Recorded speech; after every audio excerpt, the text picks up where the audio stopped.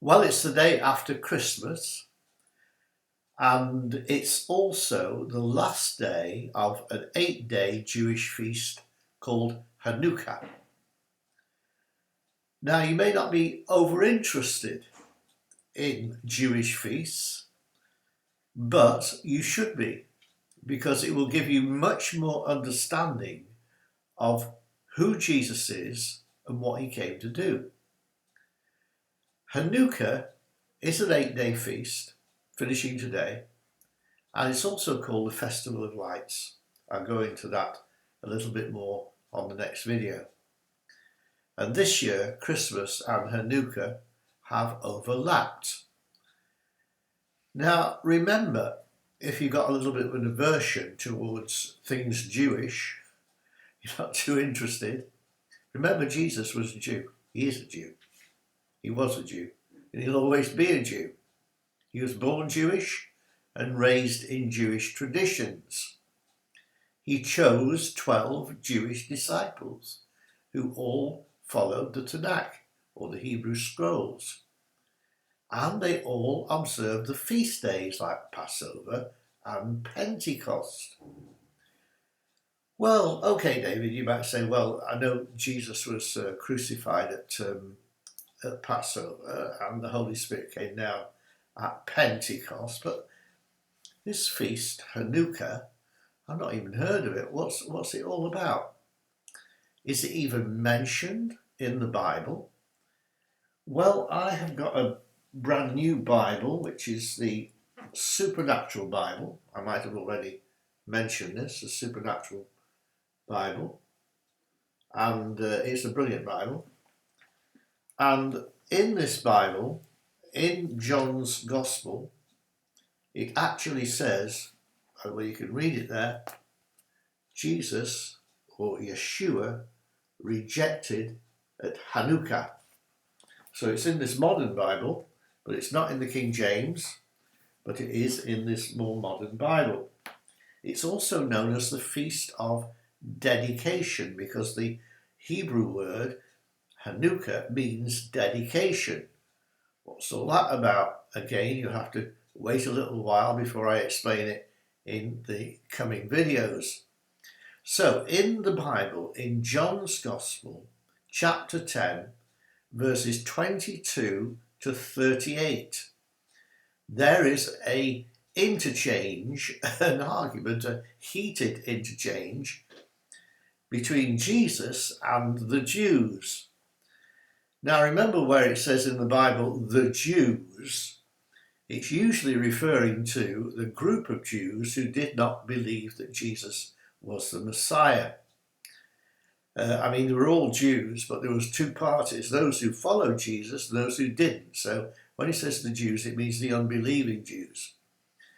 Now please read those verses, John 10, 22 to 38. Pause the video if you want, and read it in a few versions so that you really get to know the text, because it's too long for me to read the whole text now or to put it in the notes. I'll just be making quotes. Jesus, or Yeshua, was walking in the temple in Solomon's porch, and the Jews were around him saying, well, how long are you going to keep us in suspense? Are you the Messiah? Tell us plainly, make it clear. So Jesus then went on to say, well, you've seen the works that I've done. Isn't that enough? The reason why you don't understand is because you're not my sheep, because he'd been talking in the previous section about being the good shepherd and his followers being the sheep. So he then said, my Father gave me these people, my followers, they're my sheep, and nobody is able to pluck them out of my Father's hand. Who? Then he made this statement, I and my Father are one. That is verse 30. John 10 verse 30. I and my Father are one. The Jews took up stones ready to stone him, ready to kill him.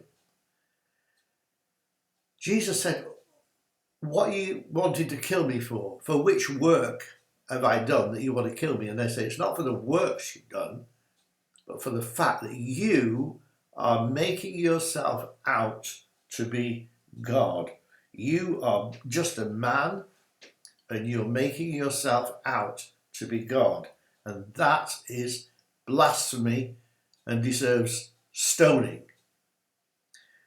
So Jesus was very much aware of what he was doing. He was making this clear assertion that he was the son of his father and that it would anger the unbelieving Jews. But he went ahead and did it anyway. And where did he do it? Well, he did it in the temple. And when did he do it? He did it at Hanukkah, an 8-day feast of the dedication. Now, why is this significant? Because it's not just a theological argument that's going to make somebody, you might disagree, the Pharisees or the unbelieving Jews disagreed with him. But was it enough for them to pick up stones and say, we are going to kill you because that is blasphemy? Well, you need to know why. Because it is important that as we take the gospel, in Romans we hear, in Romans that the commission is first to the Jew and then to the Gentile, Paul wrote in Romans 1. So it's first to the Jew, then to the Gentile. So if the Jews reject the whole idea that Jesus was the Son of God and that he was God in the flesh, we need to know why their reaction is so strong and violent at times.